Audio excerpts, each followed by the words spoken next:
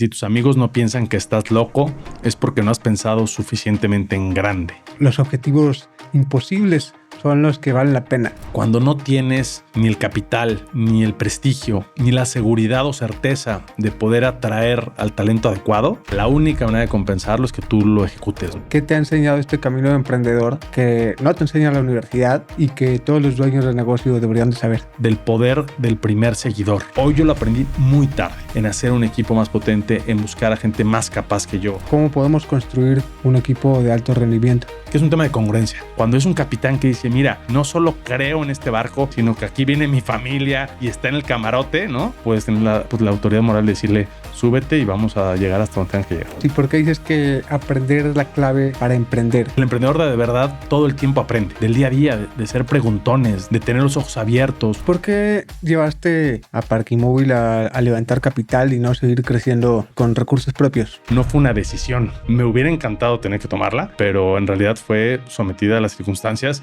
de no tengo dinero para pagar la siguiente nómina y si no consigo lana de alguien, esto se acaba. El mercado no perdona la mediocridad. No lo haces porque te guste, no lo haces porque lo necesites, lo haces porque es el único camino y de hecho se trata de emprender, que es lo haces porque si no, no pasa. Esto me ha sorprendido. Un buen porcentaje de los que escuchan este programa aún no se han suscrito a mi canal. Si te gusta lo que estás viendo o escuchando y quieres apoyarme, ve a suscribirte y yo me comprometo a que junto con mi equipo esto sea lo mejor para ustedes cada semana. Muchas gracias.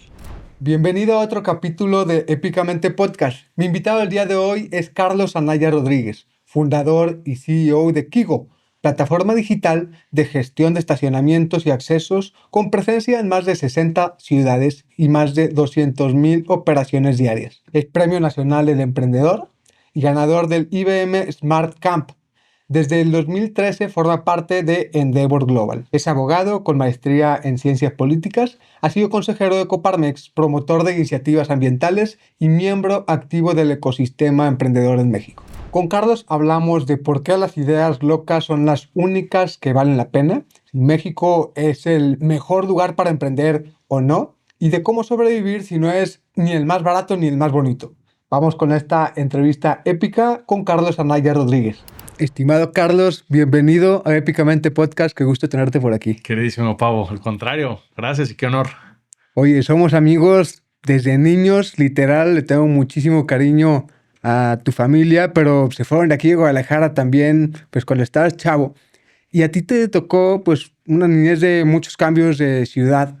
Y me encantaría, antes de meternos de lleno a la parte, pues, de negocios, que me dijeras, pues, cómo fue que lograste adaptarte a tantos cambios, pues, de amistades, de contextos y de ciudad, pues, desde niño. ¿Cómo lo hiciste para eso?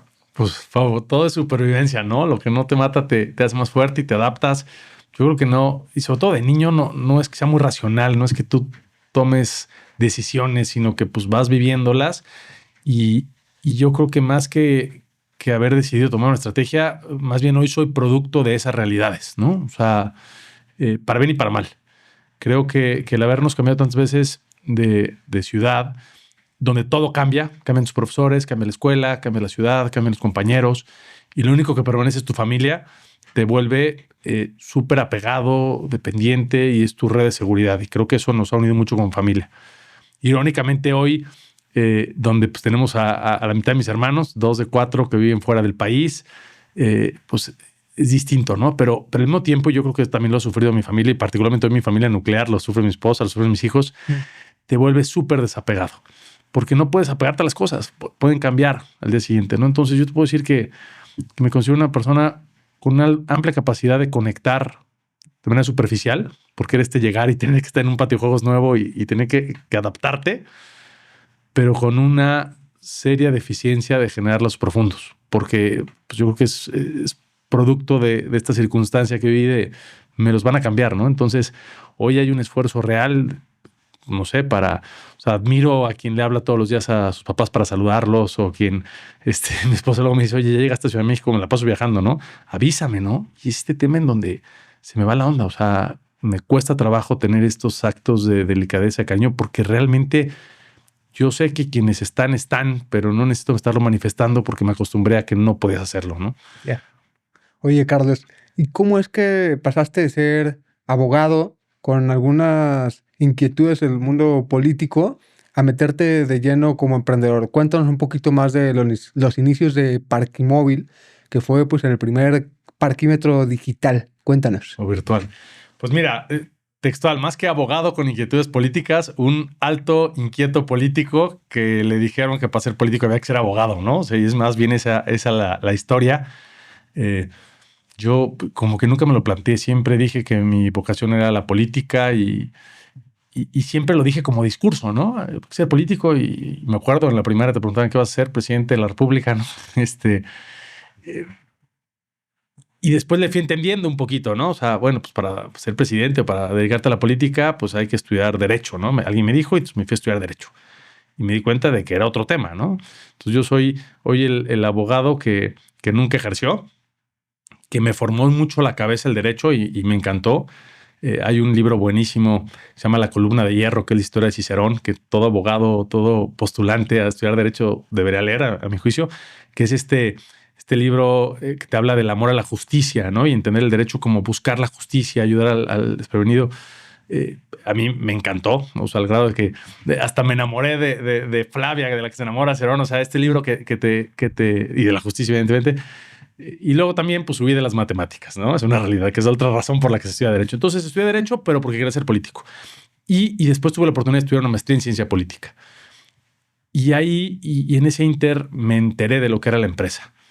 Y hoy te puedo decir que, y entrando a lo que es Parquimóvil, ahí me di cuenta de que no es que yo tuviera una vocación de ser político, o no, a lo mejor, al menos no de político partidista, sino mi vocación es política con P mayúscula, que probablemente es también lo que tú haces y lo que haces con este podcast y con todas las cosas que sé que haces, que es esta P mayúscula que es generar impacto, ayudar a millones, transformar vidas, ¿no? Y que nos vendieron mucho tiempo que la política, o al menos a mí, que no vengo de una familia empresarial como tal, me vendieron que era el servicio público la manera de poder ayudar a México, ¿no? Al contrario, yo hasta crecí con cierto celo o juicio hacia los que hacían dinero, ¿no? Decir, oye, qué desgraciados, se dedican a hacer empresa en lugar de cambiar este país. Y me he dado cuenta de que no, de que el emprendimiento bien vivido, la empresa como camino de redistribución de riqueza, de solucionar vidas, de hacer las cosas tan bien que haya gente dispuesta a pagar por ello, es un camino mucho más, en todo caso, sostenido para transformar al mundo, ¿no? Y hoy creo por eso también en el emprendimiento y en la empresa, ahora sí como la política con P mayúscula, con E mayúscula, no la que busca solo hacer un negocio, sino la que busca impacto, transformación sostenida en el tiempo, hacer una institución tan grande que pueda trascender a ti mismo, ¿no? Que creo que es el gran reto que tenemos los empresarios, que la empresa subsista o que el sueño o que el propósito subsista al propio emprendedor y a su pasión y a todo el subsidio que le metes de energía y sudor, ¿no? Y así nace Parquimóvil, ¿no? En su momento Parquimóvil con Q, después con K y ahora Kigo. Fue regresando a la maestría que conocí este modelo del mobile money, ¿no? De usar los medios digitales para hacer que las personas puedan pagar y bancarizar a los no bancarizados, darles una opción de pago digital. Y descubrí que allí había una oportunidad. Eso fue una maestría que hice en Italia. Cuando regresé lo planteé a mi familia primero, ¿no? Este tema, tu red de seguridad. Mi papá tenía una amplia experiencia en el servicio público, particularmente en este tema de dar servicios masivos como la generación de la CURP y los web services. Dijo, oye, pues hay una oportunidad importante, hagámoslo. Y en el seno de la familia y con el apoyo de ellos, muchas veces me preguntaron, ¿en qué momento se te ocurrió Parquimóvil, no? La verdad es que, es más, siendo completamente honesto, probablemente ni siquiera se me ocurrió a mí, ¿no? Y probablemente se le ocurrieron a muchos más. Hace unos meses también alguien se me acercó y me dijo, oye, yo te quiero decir una cosa. A mí se me ocurrió Parquimóvil antes que a ti. Yo decía, pues seguramente, ¿no? Es más, ojalá, porque si no, pues era una tontería, si no se le ocurrió a nadie. Pero ¿cuál fue el problema que identificaste que podía resolver? El inmediato fue particularmente en el servicio de parquímetros, pero antes que eso en ese momento estoy hablando en 2011, más de 100 millones de líneas celulares, creo que llevamos en 160 y tantos millones, lo último que supe. En ese entonces había hecho un sistema para registrar las líneas celulares contra una CURP, porque se estaban usando pues, para malos términos, entonces había que saber qué líneas eran reales y qué propietario había detrás. Entonces el gobierno dijo, hay más de 100, 110, si no me recuerdo, y había menos de 38 millones de bancarizados, ¿no? Entonces la idea era, ¿cómo hacemos para que las líneas celulares pasen de ser medios de comunicación y se vuelvan también medios de transacción? ¿Y cómo le damos acceso a muchas personas que hoy al no estar bancarizadas se están quedando fuera del mundo digital, ¿no? El clásico ejemplo que tenía era un señor que nos ayudaba en la casa manejando, a cuyo sus hijos le habían regalado una pantalla de estas nuevas, una Smart TV, ¿no? Yo lo hace 15 años. Y además tenía internet en su casa porque la línea telefónica ya le estoy incluyendo internet, pero seguía comprando películas piratas porque no podía tener Netflix. Y no tenía Netflix pues porque malamente nosotros le pagamos en efectivo y él no tenía una tarjeta. Y la única manera en ese momento de tener Netflix era poder dar de alta un medio digital para un pago digital, ¿no? Después ya Netflix compensó eso vendiendo las tarjetitas ahí en las tiendas y demás, pero te hablaba de que estabas dejando fuera a muy buena parte del mundo, porque además usar Netflix era más inteligente que comprar películas piratas, porque con en ese entonces, según 120 o 130 pesos, te daba acceso ilimitado, ¿no? Contra las películas de 20 pesos que además alimentaban a toda una mafia. Y entonces un poco era el llamado, es decir, si logramos que las personas usen su celular para empezar a pagar cosas, van a aprender que el mobile money es un camino de digitalización y tarde o temprano hasta de bancarización, ¿no? Incluso ahora se veía venir lo que son los neobancos, ¿no? Que es justamente eso, es una clave que te da acceso al mundo digital. Entonces, había que encontrar un producto o yo me atrevo a decir un problema a solucionar con esto. Y tenía que cumplir, yo decía en ese entonces, o decíamos en la familia, que tenía que cumplir 5 características. La primera es que tenía que ser un pago muy chiquito para que la gente se atreviera a hacerlo. Ojo, todavía no sabemos qué era el parquímetro, vamos a ver cómo se cumple. La segunda es que fuera un pago recurrente para que te acostumbraras, ¿no? Porque pagas algo chiquito, pero lo pagas una vez al año, pues no sirve de nada. Entonces tiene que ser algo chiquito, pero recurrente. La tercera, decíamos nosotros, tiene que ser de la mano de la autoridad, porque el gobierno es un gran socializador. Puedes muy rápido socializarlo, ¿no? Luego, años después me topé con este libro fantástico de Cold Start Problem, ¿no? Entonces, donde te dice el problema del arranque en frío, cuando necesitas oferta y demanda, ¿no? Aquí yo me atrevería a decir y completarle a Chen que una manera del Cold Start Problem es cuando lo compensas con gobierno, porque el gobierno es un gran socializador, es un gran generador de demanda. El tercero, y eso es muy de Lean Start Problem, ¿no? O sea, de Lean Startup, perdón, este tema de resuelve un problema antes que ponerte a generar una necesidad, ¿no? Aprovecha el impulso del mercado que está ávido de que se les resuelva un problema. Entonces estábamos a encontrar un problema, ¿no? Y el último, y no menos importante, es que además tenía que ser un producto que naciera siendo digital. Lo que veíamos en ese momento, hace 15 años, yo me acuerdo, estaba Transfer de Banamex y había algunas iniciativas de usar el celular como medio de pago, pero se estaban implementando en productos que la gente ya estaba acostumbrada a pagar de otra manera, ¿no? La gasolina y todo. Entonces, porque eran productos que ya habían nacido con un pago de otro tipo y entonces había que convencer, ¿no? Hay nada más difícil que, y luego me topé con eso, con el estacionamiento, y ya platicaremos. Cambiar los hábitos de consumo. Exacto, o sea, tú naciste viendo, en el caso del manejo, ¿no? En nuestro caso que nosotros tenemos una solución de estacionamiento sin boletos. Y yo crecí viendo a mi papá manejar y sacar un boleto en el estacionamiento. Yo aprendí a manejar sacando un boleto del estacionamiento. Transformar un hábito a nivel reptiliano es durísimo, ¿no? Entonces, la idea original era, vamos a crear un producto que desde el día 1 nazca para ser pagado de manera digital y que en todo caso tenga alternativas. Y fue así como por esta imagen nos topamos con el parquímetro. Y además fue anecdótico. En un viaje familiar, rentamos en otro país una camioneta, de repente llegamos y ya no estaba, juramos que nos la habían robado como buenos mexicanos, ¿no? La respuesta siempre es delincuencia. Y no, resulta que no habíamos visto que había un parquímetro, no se había pagado el parquímetro, habíamos sido denunciados por un ciudadano, porque en ese país existía incluso un tema de denuncia, y habían retirado la camioneta y tuvimos que ir a recobrarla ahí al corralón. Y entonces dijimos, no es posible que en pleno siglo XXI vivamos esta pésima experiencia que nos quitó más de medio día de viaje, porque no nos dimos cuenta. No habrá una manera más inteligente y ahí vas uniendo las cosas, ¿no? De repente dices, oye, pues yo estaba buscando algo que cumpliera con estos 5 puntos, pues queda. Y a lanzarse esta aventura, ¿no? Que me encantaría decirte, Pavo, que fue desde el día 1 conceptualizado así y tal, y no. Este es un gran ejemplo, no sé si es el ejemplo adecuado, pero de resiliencia, de pivoteo, de irle entendiendo, de ser medio cabeza dura, pero con esta apertura que el mercado te va diciendo por dónde y tú vas respondiéndole. ¿Y por qué decidieron cambiar y evolucionar con la marca? Porque, a ver, Parquimóvil ya tenía también un posicionamiento importante. Los usuarios ya estaban acostumbrados a ir a la aplicación de Parquimóvil, miles de usuarios. ¿Por qué cambiar y por qué ajustar el branding? Pues mira, el otro día me hicieron favor de invitar a estas pláticas que son muy simpáticas de Fuck Up Nights, ¿no? Entonces yo les platicaba varios Fuck Ups que tengo muchísimos, ¿no? Pero les decía, les platico el próximo, no sé si va a ser o no va a ser, ¿no? Que es este cambio de marca. O sea, cambiar de marca A ver, y la lógica es que somos chiquitos, o sea, tampoco es, pero bueno, ya son millones de descargas y demás, y jugártela a hacer el cambio de marca, pues es un volado grandísimo. La idea es justamente sabernos pequeños, o sea, decir, todavía hay mucho mercado, todavía hay mucho a dónde llegar y hay que corregir, ¿no? Y una de las correcciones que hay que hacer es que Parquimol era un nombre primero largo, ¿no? Y después demasiado descriptivo, ¿no? Era muy de parking y ya se estaba Se usando. limitaba a una Exacto. solución. Y ya lo teníamos, hoy lo tenemos para que los niños paguen en el recreo, en la cafetería, para que las personas suban el elevador de su casa. Entonces tenemos que abrirlo un poco más, ¿no? Y entonces, pues esa es la idea de Kigo. Kigo tiene que ser un nombre lo suficientemente corto, intentamos ser pegajoso, intentamos ser versátil. ¿Qué es Kigo? Fonéticamente queremos que suene como Key to Go. Queremos que es el futuro de la empresa, ser la llave que hace que las personas puedan avanzar y fluir en la ciudad, pero también lo suficientemente flexible para que pueda hacer pues, prácticamente cualquier cosa, ¿no? Y ahora con una unidad de negocio importante que tiene que ver con accesos a desarrollos. 100%, sí. Que además, otra vez, me encantaría decir desde el día uno la planeamos y no, es resultado de la pandemia, de la supervivencia. O sea, la historia real de esto es nosotros empezamos con parquímetros, ¿no? Como te conté, y pues porque era un pago que cumplía con estas 5 características.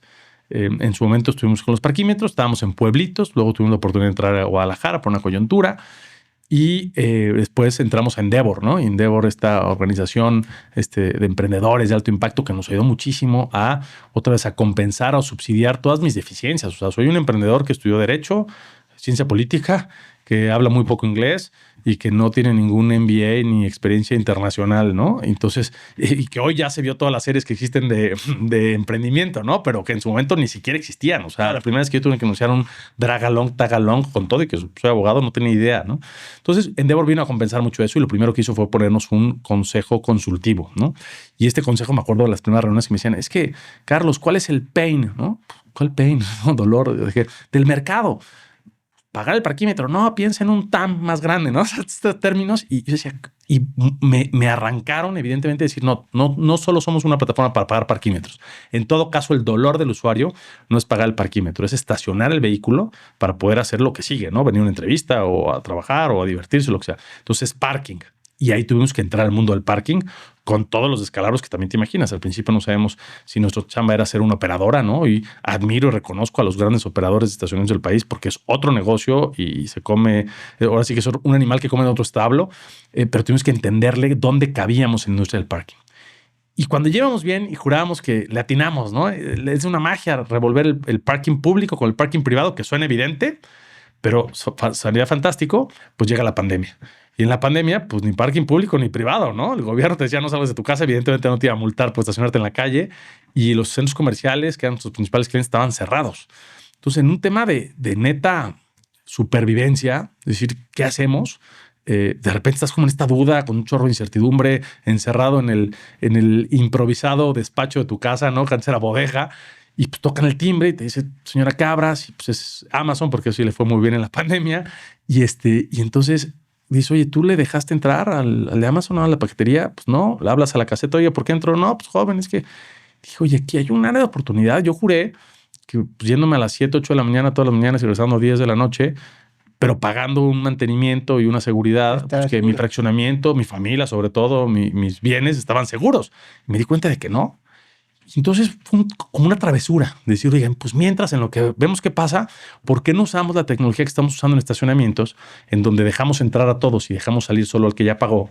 ¿Por qué no lo usamos para un fraccionamiento? Que es exactamente igual, nada más que al revés. Vamos a dejar entrar solo al que debe entrar, al que tiene permiso, y vamos a dejar salir a todos, porque no podemos secuestrar a nadie, pero vamos a guardar una foto y un dato. Y así empezó. Te puedo decir que saliendo de pandemia esto fue una locura, porque pues, crecimos casi al doble el tamaño de colaboradores, de operaciones, de proyectos. Y esta malteada, ¿no? Este shake en donde metes parquímetro, estacionamiento, control de acceso y ahora 20 cosas más, le encantó al usuario. Porque al final el usuario lo que quiere es un compañero de viaje diario, ¿no? O sea, todos los días nosotros salimos a esta selva de asfalto que es la ciudad a moverla y poco reflexionamos si hoy vamos a tocar a la industria del parquímetro y luego a la del estacionamiento y luego a la del gimnasio y luego al control de acceso. Lo que quieres es algo pues, para fluir rápido y para recuperar tu tiempo, este valor tan preciado que hoy vas dejando en microespacios, en filas. Y esto es el Kigo, el Key to Go, es la llave que te acompaña, ¿no? Entonces es muy chistoso porque si hay un valor o un concepto que se repite mucho en el mundo emprendedor, es el de focus, ¿no?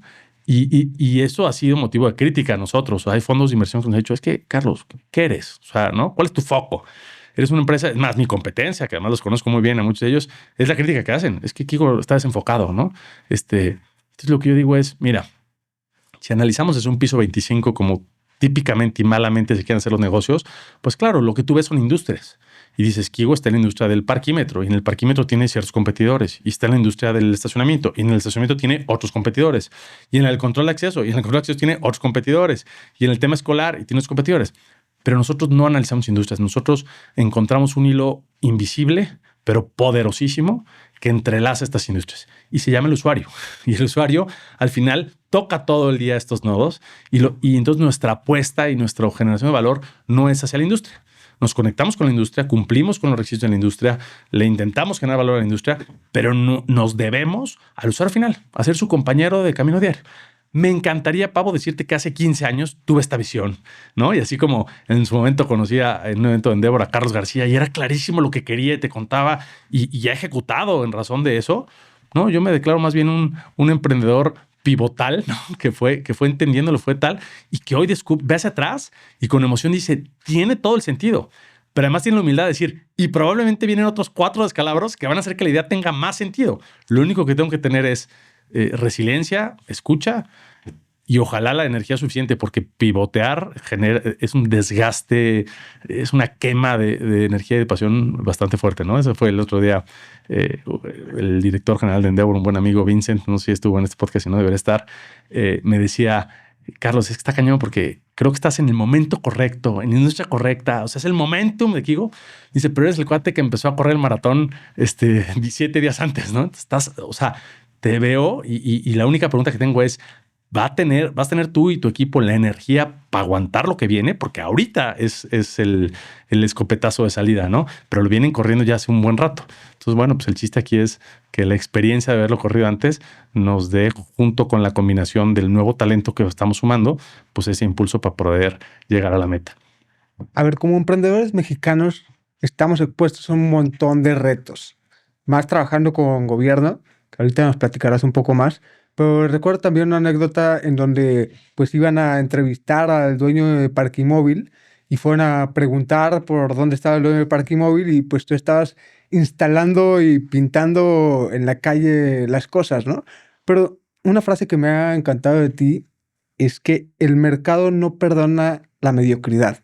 Cuéntame de dónde viene esa mentalidad de negocio.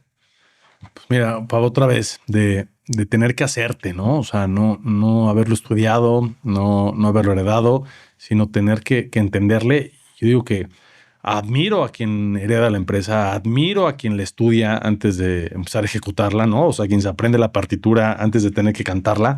Pero en mi experiencia personal, ha sido compensar esas deficiencias con muchísima pasión y muchísimas ganas y ser muy doer, ¿no? Entonces, este ejemplo que dices, fue simpático, ahorita me lo recuerdas, y fue en un pueblito que se llama Huamantla, en Tlaxcala, y justo, ¿no? Estuvo muy chistoso porque estábamos pegando ahí las placas y tal, y de repente llegó la prensa. Era un pueblito no tan chiquito como los que empezamos. Empezamos en pueblitos que se llamaban Zacatlán y Chignahuapan, ¿no? Ya Huamantla era una ciudadcilla.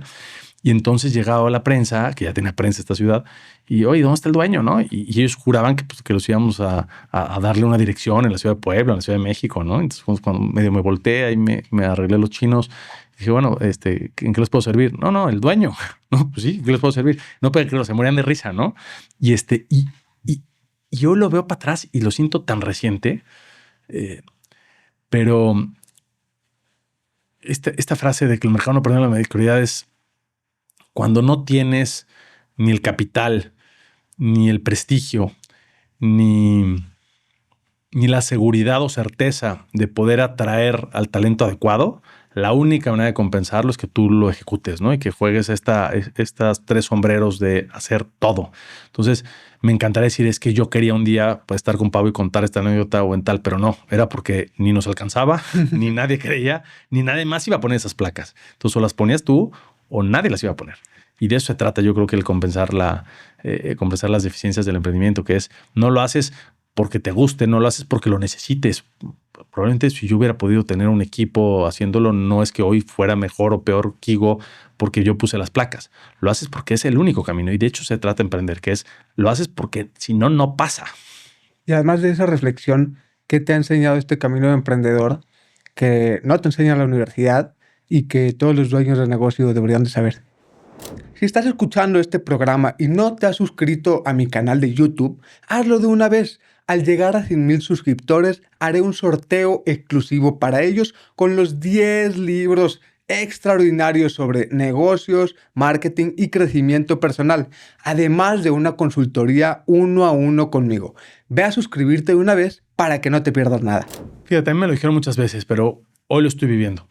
El tema del talento, ¿no? Hay creo que es una plática de TED que me gusta mucho, que habla del poder del primer seguidor, ¿no? Y dicen, a ver, es que el líder que tiene una idea nueva, y de hecho hay un video, creo que es un video de YouTube, de un cuate que se pone a bailar como loco en un concierto, ¿no?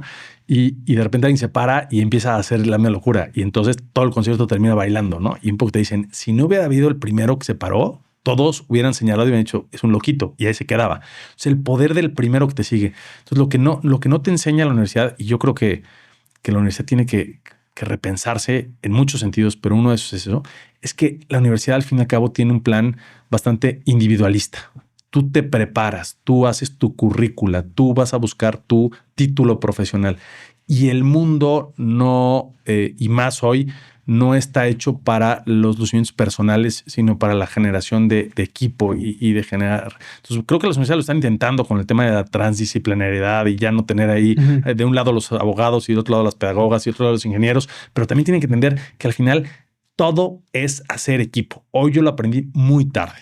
Me tardé muchísimo tiempo en hacer un equipo más potente, en buscar a gente más capaz que yo, en compensar. Porque también la ironía es que no tienes ni el capital, ni la historia, ni el prestigio para que la gente quiera acercarse, ¿no? Claro. Entonces, a lo mejor hubiera sido frustrante yo estar consciente de lo importante que era tener talento cuando nadie me pelaba, ¿no? Pero ese sería como mi gran enseñanza y me hubiera encantado entenderlo antes.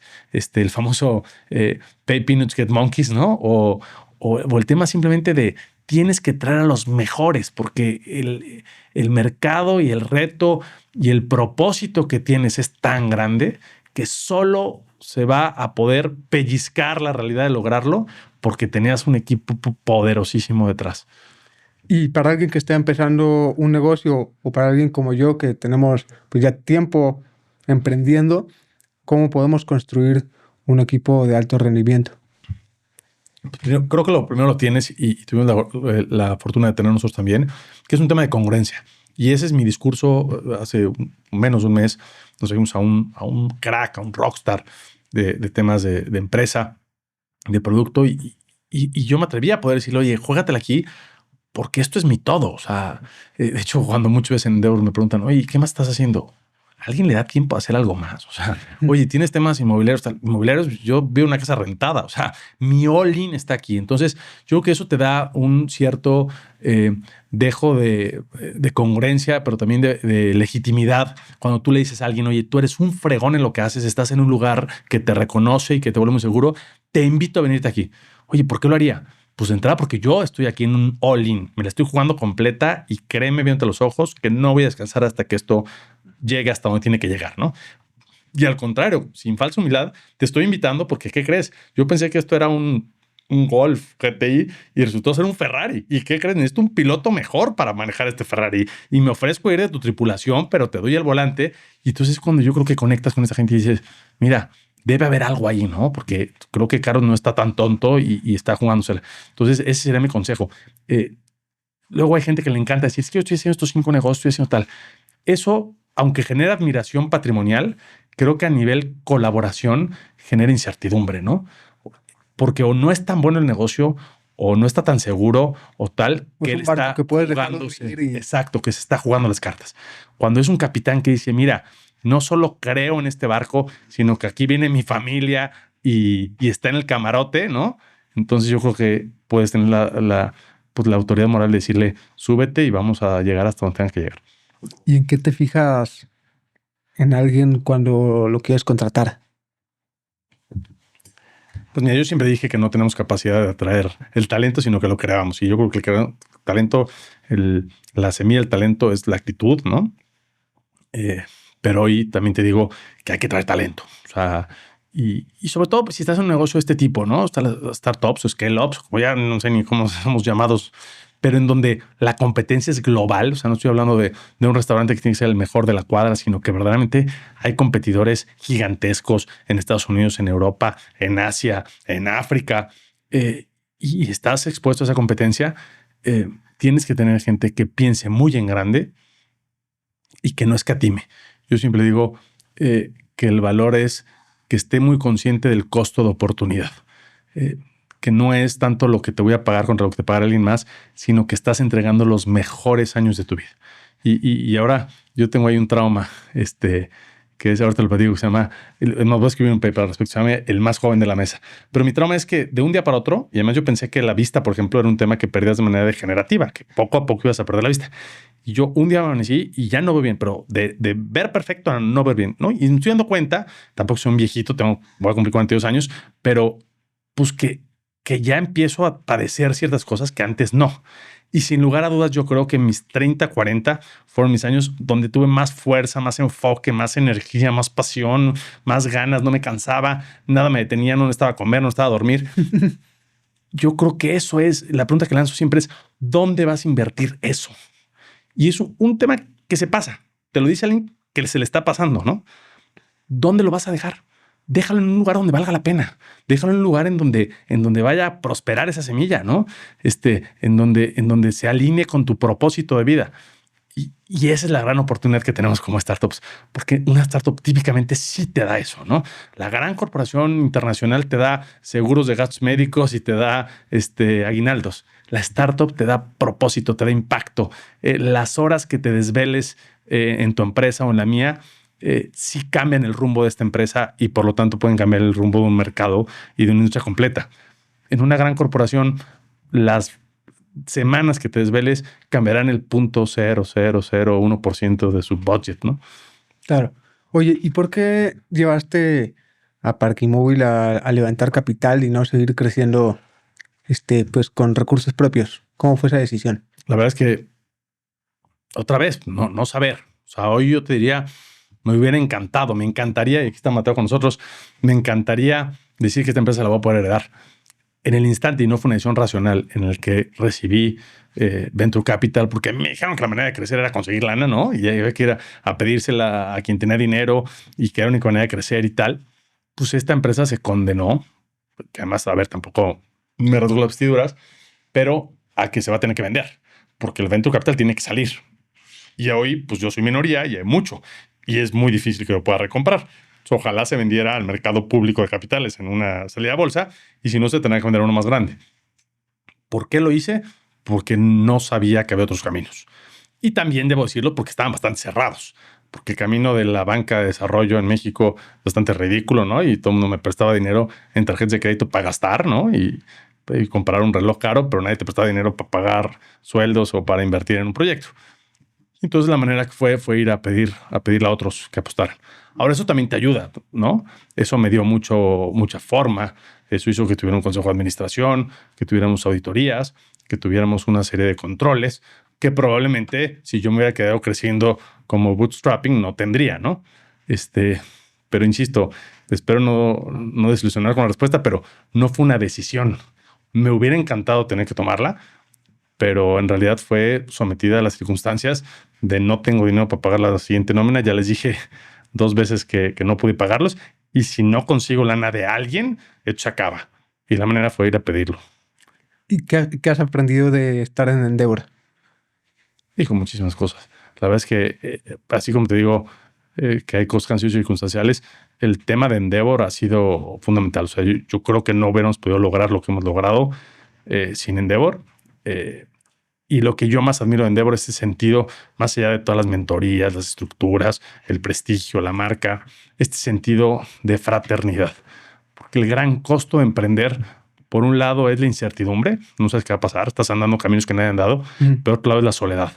Y Endeavor creo que ha logrado paliar esa soledad en un sentido de que habemos muchos otros igual de locos, igual de intensos, igual de arriesgados y esa empatía te ayuda a andar este camino. Dices que las ideas locas son las únicas que valen la pena. Y eso me recuerda una frase también de un amigo que tenía que ver con que los objetivos imposibles son los que valen la pena. Cuéntame de dónde viene eso. Pues mira, justamente la fundadora de Endeavor, Linda Rottenberg, la tiene y a mí me enamoró la frase desde la primera vez que la escuché. Y dice ella que si tus amigos no piensan que estás loco, es porque no has pensado suficientemente en grande. Y lo creo, ¿no? Y creo que tiene mucho que ver con lo que dice tu amigo. Esta idea de que lo imposible es temporal. Otra vez el costo de oportunidad. Va a ser difícil que emprendas 8 o 10 veces, ¿no? Que existe el emprendimiento serial y tal. Porque al final yo creo que aunque vendas la empresa y tal, tu pasión y lo que le has metido energía y ganas a una idea va a subsistir, ¿no? Entonces, enamórate, ¿no? Estoy viendo por ahí que está el libro de Uri, de Enamórate del problema. Ten ideas muy locas para que valga la pena dedicarles la vida completa, ¿no? Y creo que la vida hay que gastársela. Y pues gástatelo en algo grande, ¿no? No pichicates, no te compres 3 chicles. Apuéstale a lo que vale todo, ¿no? A la perla preciosa, a la que vale vender el campo completo. Y llevado esto a la empresa es igual. O sea, si vas a dedicarle tus desvelos, si vas a descuidar a tu familia, porque por más y admiro que haya emprendedores y empresarios con mucho equilibrio de vida y demás, en la práctica es que lo vas a descuidar porque estás pensando, porque tu disco duro está dándole vueltas a las cosas, que sea por algo loco, grande, apasionado, de impacto, no por un puesto de tacos, ¿no? Por más que sea digno y genere empleo y genere riqueza, creo que vale la pena hacerlo por una cosa pues, que al menos genere esa admiración de está loco. Porque además es un hecho que solo las ideas locas son las que han cambiado el mundo. Oye, Carlos, ¿y por qué dices que aprender es la clave para emprender? Yo creo profundamente que, sobre todo en el contexto en el que estamos nosotros como emprendedores, que si no estamos con hábitos profundos de aprendizaje constante, que genera fricción, que cuesta trabajo, que de reinventarnos y de aprender, te quedas fuera de la jugada. ¿Cómo cuidas tú? ¿Cómo seleccionas qué aprendes? ¿Y qué es lo que te gusta aprender para mantenerte como emprendedor? Claro. Mira, yo lo digo mucho también, se lo digo a los chavos cuando me hacen favor de invitar a platicar en foros y demás, porque veo esta ansiedad hacia el que quiere ser emprendedor de ya voy tarde, ya tengo que empezar, ¿no? Y porque les digo, a ver, estás en una etapa de aprendizaje y el emprendedor de verdad todo el tiempo aprende. Tú creo que eres admirable en el sentido, yo veo en los libros que tienes detrás y este tema de aprender, pero también es el aprender del día a día, de ser preguntones, de tener los ojos abiertos, de tener la humildad, porque para aprender tienes que saber, estar consciente de todo lo que no sabes, ¿no? Y yo creo que es fundamental en el proceso del emprendimiento no querer inventar nada, sino simplemente escuchar, detectar, unir los puntos, aproximarse distinto a una realidad y de eso se trata, ¿no? Entonces yo ese es en el que creo en el aprender digamos, este completo holístico. Y por supuesto está el del estudio, ¿no? Yo también quiero 100% como tú. Me encantaría tener una biblioteca así de completa y haber leído lo que tú lees.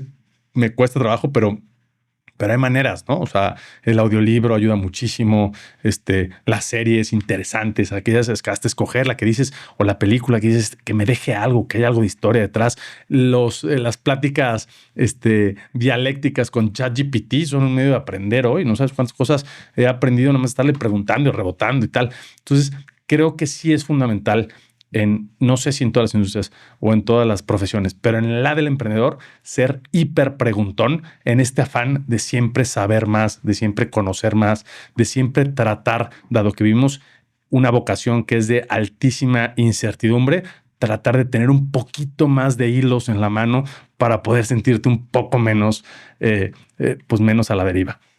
Constantemente hablas de vocación y es un término con el que yo estoy familiarizado, pero tal vez muchos no. Y podríamos pensar que la vocación tiene que ver con un llamado o con un sentido de propósito. Pues la realidad también es que pues emprender es más una decisión que un descubrimiento o algo que fruto de una iluminación, ¿no? ¿Qué entiendes tú por vocación y cómo las personas pueden encontrar su vocación? Claro, y me encanta que lo preguntes porque es un tema con el que estoy un tanto peleado. Yo tengo conceptos con los que he estado peleado, ¿no? Y hay varios. Pero uno de esos es la vocación, ¿no? Yo mucho tiempo viví con mucha ansiedad porque no tenía claro mi vocación. Y me decía la gente, sobre todo pues, quienes vivimos en un contexto de un colegio católico o con medios de formación, te decían, es que vocación viene del latín vocare, y vocare es llamado. Escucha tu llamado, ¿no? Entonces, tú desesperado, ya no sabes más tiempo No lo hincado, escucho. qué hacías. No escucho, ¿no? Y luego, pues, sabes los casos estos de los San Pablos, que una luz los tira al caballo y tal, y escuchan una voz, y tú no escuchas, y tú te sientes indigno, te sientes... Y, y aunque reconozco que hay quienes escuchan el llamado, lo que sí sé es que todos somos llamados, pero hay quienes no escuchamos, ¿no? Y entonces nos toca un poco decidirla. Y yo creo que tiene estos dos componentes al final. La escuches o no la escuches, el acto siguiente que es decidirla, tanto porque la escuchaste y decides decir que sí, el fiat de María, o tanto porque no la escuchaste, pero los elementos que tuviste a la mano y también tu gusto, que también las ganas, el gusto es parte del llamado, al fin y al cabo requieren del siguiente paso, que es la decisión. Y lo vivimos quienes estamos casados, ¿no? O sea, si yo solo hubiera escuchado el llamado de la sirena, ¿no? Y yo hubiera descubierto que Natalia es la mujer de mi vida y a los 2 años, levantado de malas, podría descubrir otra cosa, ¿no? Pero no, es una decisión y es una decisión que se sostiene en el tiempo y todos los días dices que sí y unos días con más ganas y otros días con menos ganas, unos días más ilusionado y otros días con menos ilusionado, pero sostienes, das ese sí sostenido que es de decisión. Creo que en la vocación, o al menos en la vocación profesional o en la del emprendimiento, requieres tener esa misma radicalidad, que es un sí sostenido, porque razones para bajarte habrá muchísimas. Y por eso es que es tan importante y es tan noble ser emprendedor, porque te alimentas de problemas. Y si lo dices en el discurso, lo vives en el día a día. Y no solo es el problema del que habla Uri, del que hay que enamorarse, es el problema diario del SAT, del IMSS, de la demanda, del robo, de la competencia, de la deslealtad. Todos esos problemas son de los que te tienes que estar alimentando todos los días y solo el sí sostenido de tu decisión pues te puede ayudar a driblarlos y a seguir avanzando, ¿no? Entonces esa es la vocación en la que creo, en la que se decide, en la que se sostiene y en la que se lleva hasta sus últimas consecuencias. Hay algunos autores que hablan del mito de la pasión y de cómo realmente lo que nos termina o lo que nos puede llegar a apasionar comienza con el dominio de una habilidad o de una competencia. Oye, nos encanta hablar en público. Bueno, pues porque dominamos de alguna forma esa parte y ese puede ser un camino posible. Pero también hablas, Carlos, de que los emprendedores resuelven problemas y los políticos los patean. Cuéntame, ¿cómo ha sido tu experiencia de trabajar con gobierno y de pues, tratar de también hacer negocio a través de los gobiernos y pues en un contexto complicado como son los gobiernos en Latinoamérica y en México?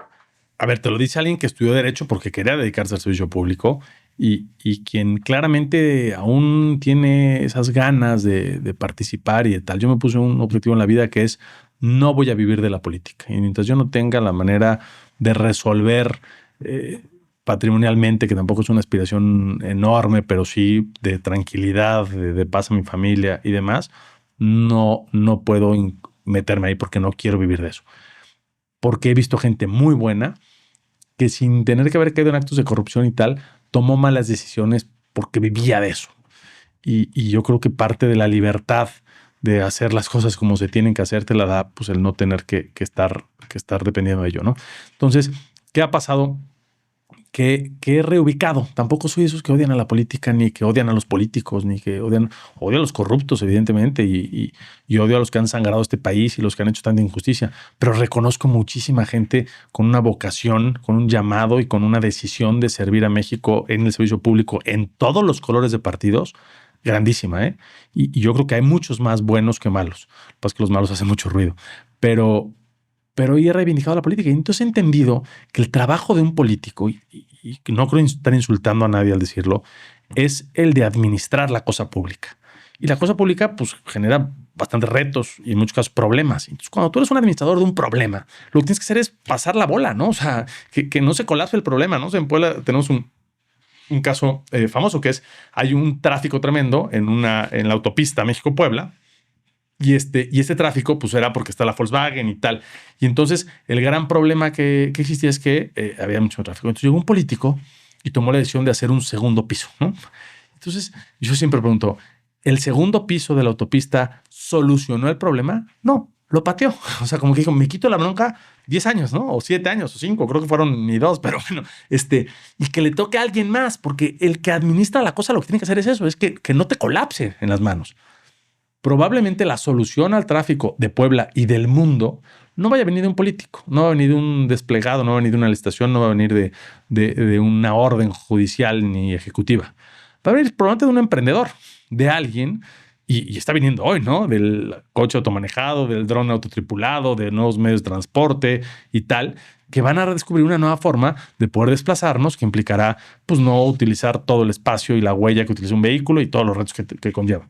Y entonces digo, oigan, políticos, ustedes, pobres ustedes, porque a falta de emprendedores que nos hayamos dedicado a resolver de fondo los grandes problemas de la pasada y la antepasada generaciones, han tenido que hacer magia para patear los problemas. Y a veces hacen cosas tan ridículas como las que hemos escuchado muchas veces, pero es porque faltan emprendedores. Entonces, como que eso que te rubica un poco, ¿no? Dices, oye, pues ellos están haciendo su chamba. No nos tocará a nosotros empezar a resolver los problemas. Y lo que yo digo es, cada generación tiene sus broncas y es natural. De hecho, esta generación va a tener unos problemas tremendos. O sea, va a tener problemas bioéticos, de temas de inteligencia artificial, o sea, cosas súper complejas. Qué chafa que además de los problemas que vienen ya constituyéndose, les heredemos tráfico, baches, obesidad, inseguridad. Oye, no nos tocaría a nosotros con los elementos que dicen hoy resolver esos y que a la siguiente generación les toquen los suyos.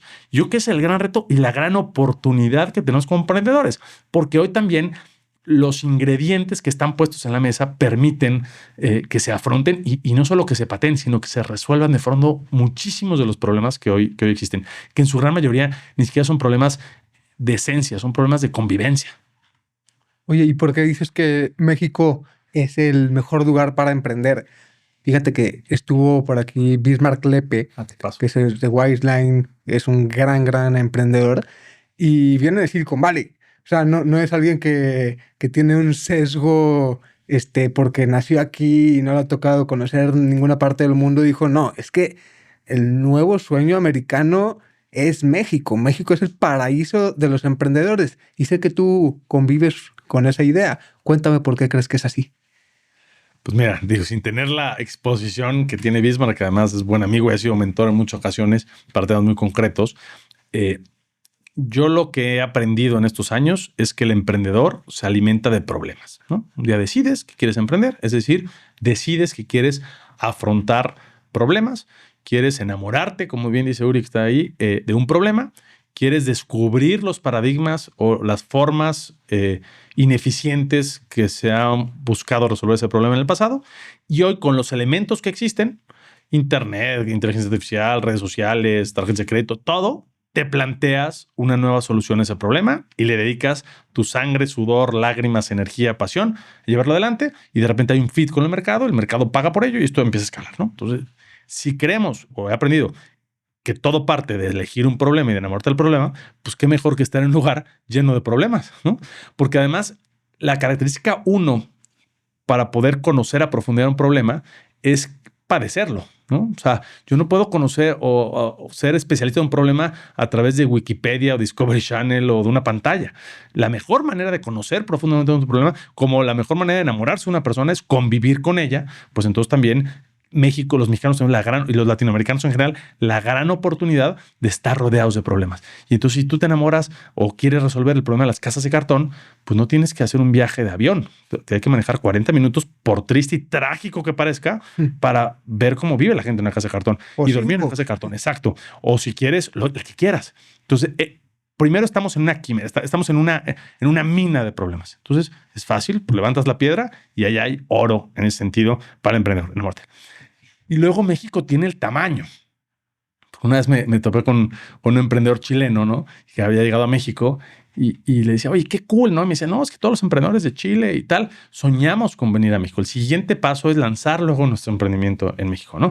Por el tamaño y tal. Y yo decía, wow, qué buena onda, sí es cierto. Me decía, pero esto no es nuevo. Esto viene de siempre. Los rockstars, ¿no? Las bandas chilenas y ecuatorianas y guatemaltecas soñaban con venir a México a tocar y se quedaban acá. Entonces, México, por el tamaño, por su realidad, por su cercanía geográfica, uno de los mercados más grandes o el mercado más grande del mundo, es un gran espacio geográfico y sociocultural, porque además estamos expuestos a las marcas americanas, expuestos a la realidad globalizada. Entonces, pues qué mejor, estás en un lugar lleno de problemas, con un mercado tremendo que hace que puedas crecer de manera exponencial y con una exposición al mercado más importante del mundo. Entonces, se me hace un no-brain. O sea, si tú fueras un deportista de alto rendimiento o si fueras un científico o si fueras un médico, no me atrevo a decir que estés en el mejor lugar. Pero dado cuáles son los elementos o los ingredientes del emprendimiento, sin lugar a dudas, México es el lugar para emprender. ¿Qué has aprendido de negociar con gobiernos trayendo una solución tecnológica y estando acostumbrados a la burocracia y casi al buscar el cómo no? Digo que yo me he reivindicado muchísimo con el gobierno. O sea, te puedo decir ante los ojos que todos nuestros contratos han sido derechos, con gente buena, con gente... Es más, mis mejores contratos es donde ni siquiera he conocido al alcalde o al gobernador, sino con la gente operativa, la que está enamorada del problema de movilidad, de transporte, de estacionamiento, que es gente además que lleva 8, 9, 12 años en el tema, que llega a trabajar en bicicleta, o sea, que cree en el tema soluciones y está ávida, ¿no? Y cuando encuentra, porque también ellos, digamos, yo creo que esos son los grandes problemas.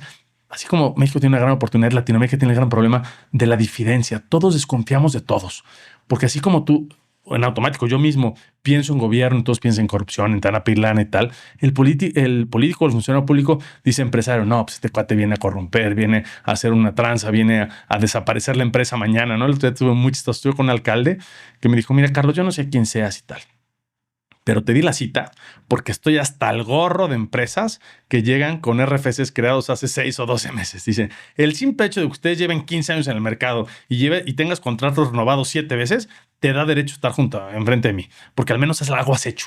Te han auditado, te has visto. Y un poco sí, el funcionario público, imagínate, está jugando su prestigio profesional, social, su carrera política. Yo siempre digo que no hay diputado en este país que no quiera ser senador, no hay alcalde que no quiera ser gobernador, no hay gobernador que no quiera ser presidente. O sea, todos tienen aspiraciones legítimas. Y la historia les ha hecho también toparse con proveedores gandallas, abusivos, que desaparecen tal. Entonces, el tratar con gobierno es encontrarse con personas. Al fin y al cabo es cuando logras ver a la persona, cuando logra legítimamente ver que tú estás convencido y que tienes un propósito y que el propósito es el mismo, simplemente estás en trincheras distintas, haces equipo y jala, ¿no? Y también hemos tenido malas experiencias. O sea, puedo decir, tenemos contratos que se han caído porque nos han pedido, nosotros no caemos en este tipo de cosas y irónicamente puedo decir que varias de esas ciudades han regresado con el tiempo porque al final el negocio tranza no es sostenible en el tiempo. Oye, Carlos, hablando un poco más de los hábitos que tienes como empresario y como emprendedor, ¿qué es lo primero que haces al despertar? Híjole. Se baña. Ya. No, ¿y cómo me baño? Trato de dar gracias, ¿no? Y digo trato porque no es en automático, entra el robot, ¿no? Pero tengo ese reto de decir, primero, gracias. Y yo creo que hay muchísimo que agradecer. Y típicamente además estoy en una etapa en la que por lo menos 1 de 4, si no es que 3 o 4 de mis hijos se cambiaron a la cama, entonces volteas y tienes el gracias muy inmediato, ¿no? Tienes a tu esposa, tienes a tus hijos, dices gracias. Y después, evidentemente, sí, lo primero que hago es antes de ir por cafecito, ejercicio, la verdad es que no hago poco, debería hacer más. Desmayarme, y he adquirido desde hace poco menos de un año la práctica, y ahorita me encantó que Mateo gritara, porque de bañarme con agua helada, fría. La regla es el agua toda a la derecha, lo que dé, que es muy chistoso, porque además psicológicamente ya empiezas a conocer en dónde... ¿Con tus hijos también? Sí. Y aquí te lo platico, y fue un tema, no sé por qué me entró la onda de, ¿y si me muero? ¿No? Creo que además no hay que ser fatalista, ¿no? Francisco, mi hermano, que Francisco lee muchísimo y es súper culto y además fue tu compañero, sé que somos buenos amigos, dice que yo soy un divulgador, porque él lee las cosas y las cosas inteligentes me las platica y yo las divulgo. Y una de las cosas que divulgo es que Francisco una vez me dijo, y no recuerdo el autor, pero me dijo que una de las diferencias entre los animales y el ser humano, la racionalidad y tal, es que el ser humano está consciente de que se va a morir y que eso es algo bueno. Saber que te vas a morir es algo bueno.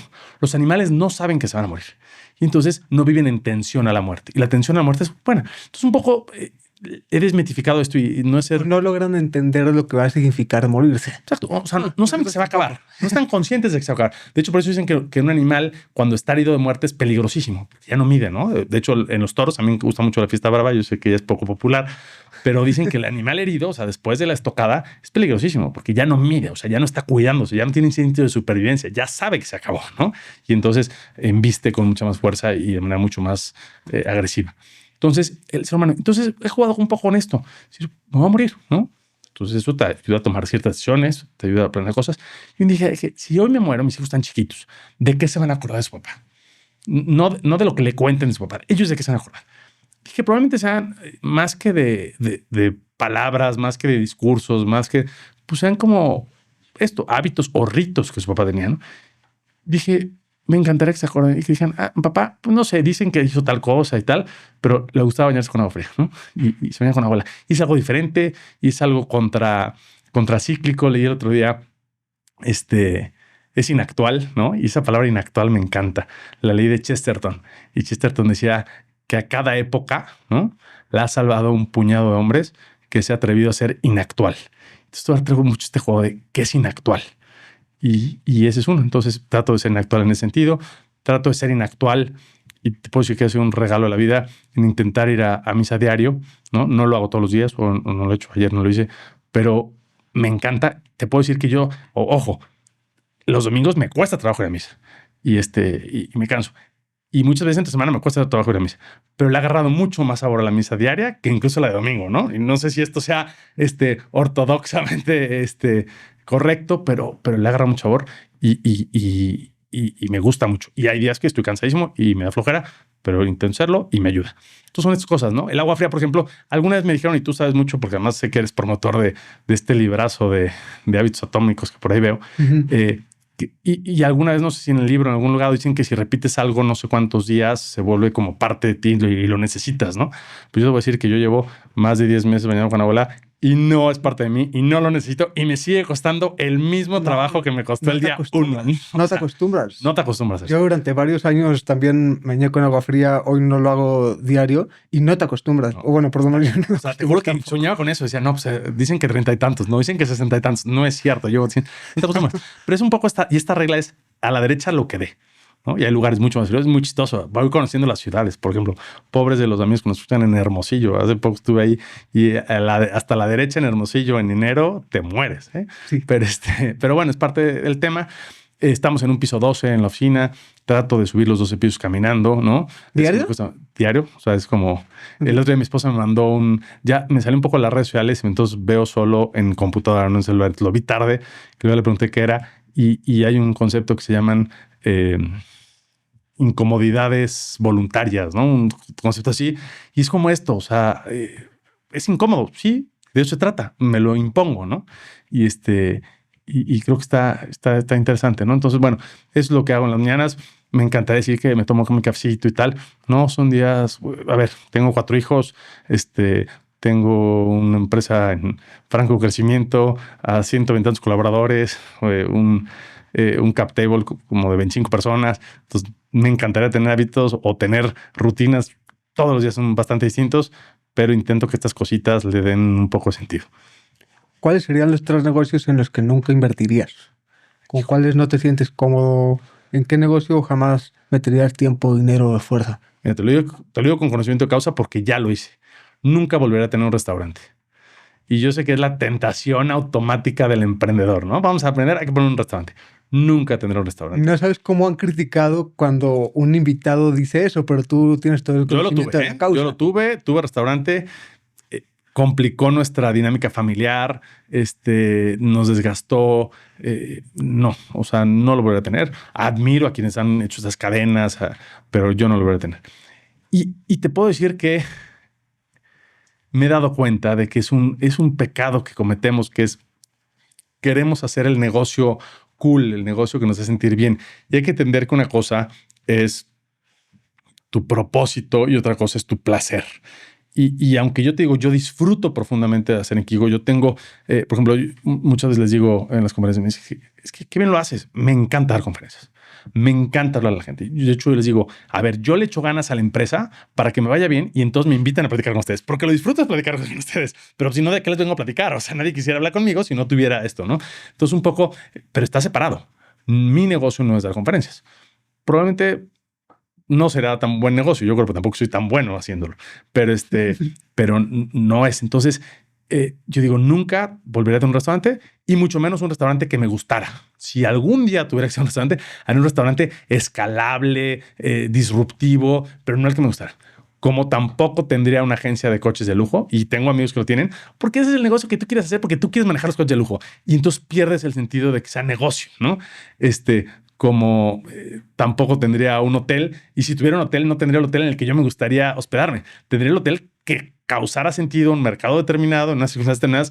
Y es un poco esto. O sea, siento que esos son los típicos negocios de tentación porque se te antoja tener el hotel en el que te quieres quedar, comer en el restaurante en el que quieres comer con tus cuates o manejar los coches de lujo y entonces le pone la excusa de que va a ser negocio. Difícilmente lo va a hacer. ¿Crees que es el vehículo para tener esos beneficios y estás muy equivocado? Exactamente, ¿no? Es como dicen que yo nunca he tenido, pero dicen que quien tiene un avión o tiene un yate, el día más feliz de su vida es el día que se lo entregan y el segundo día más feliz es el día que lo vende, ¿no? Y es este tema. Y cuánta gente hoy yo escucho gente que dice, oye, es que si hubiéramos comprado un avión porque tiene sentido, rentamos las horas. No va a ser buen negocio. Lo estás haciendo porque se te antoja a ti y quieres justificarlo con este afán emprendedor. Entonces esos son los negocios en los que no me metería. ¿Cuáles serían los 3 libros que todo dueño de negocio debería de leer? ¿Con cuáles regalas más? ¿Cuáles has releído más? ¿Cuáles han formado parte importante de tu mentalidad y de tu crecimiento? A ver, y he mencionado un par, pero sobre todo hablando de negocios, a mí me transformó la visión o le puso letras a muchas cosas que yo intuía. Este libro de Cold Start Problem o El problema del arranque en frío, se pide Shane, el autor, de los primeros empleados de Uber. Y es, a ver, Uber, podemos decir muchas cosas, tenemos a favor, no a favor, es prácticas todo, pero sí cambió al mundo, ¿no? Y cuántos servicios se uberizan, ¿no? Y es porque esta visión de encontrar la oferta y la demanda de una manera distinta. Entonces, se me hace súper interesante. El otro libro que me encanta es el de Lean Startup, es de Rice, creo, ¿no? Y Sí. este tema de, pues esto, ¿no? Lo estamos hablando de hacer rápido, de probar, me encanta ser un tanto contestatario y no esperarte a tener misión, visión, valores, tal, sino, a ver, lánzate y ten esta versatilidad y vele entendiendo en el camino y escucha al mercado. Y otro libro que me encanta es el de Outliers, el de Fuera de Serie. De Malcolm Y Gladwell. sobre todo como papá. O sea, no este tema donde dices cuáles son los elementos a los que puedo exponer a la siguiente generación para que sean fuera de series, ¿no? Y luego al final te deja un poco la pregunta, ¿no? Decir, bueno, ¿y qué es fuera de serie? O sea, ¿a qué costo quieres que se haga fuera de serie, no? Y bueno, me encanta porque creo que eso se trata. O sea, yo no creo y probablemente no crea porque es algo que no tengo, pero en este tema del equilibrio de vida, yo tengo muy revuelto. El tema entre empresa, hijos, amistades, en mí está revueltísimo, ¿no? Mis hijos le llamaban papi móvil, ahora ya se la cambié a Kigo, ya no. El color orange era Orange Kigo, ¿no? O Orange Parky Móvil. Eso está muy revuelto. Entonces, me encanta ver a la empresa también como familia, a la familia como empresa. Entiendo a mis colaboradores como parte de la familia y está un tanto revuelto. Entonces, son libros que estoy seguro te funcionarán como empresa, pero también te darán muchas clases de lecturas para tu vida diaria y familiar. Carlos, y ya casi para terminar, ¿cuál sería tu definición de la riqueza? ¿Qué es para ti ser rico?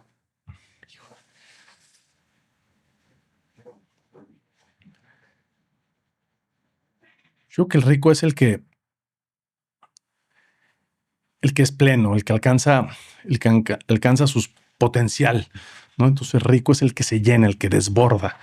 Y todos tenemos medidas distintas, capacidades distintas y necesidades distintas.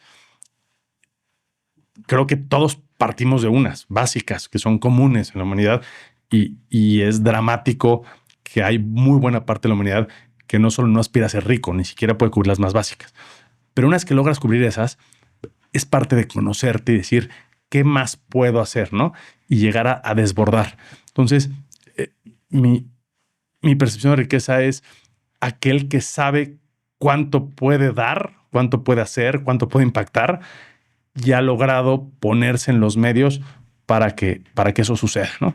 Y ese es un hombre, una mujer plena, ¿no? Y ese será mi sueño de riqueza. No quedarme con nada, que se acabe todo. Que es irónico, ¿no? Porque no es la riqueza de atraer, sino la riqueza de dar. Pero para dar hay que saber qué tienes. ¿Qué tiene que pasar los siguientes meses para que tengas un año épico? Creo que tengo que alinear y más que alinear, tengo que alinearme. Tengo que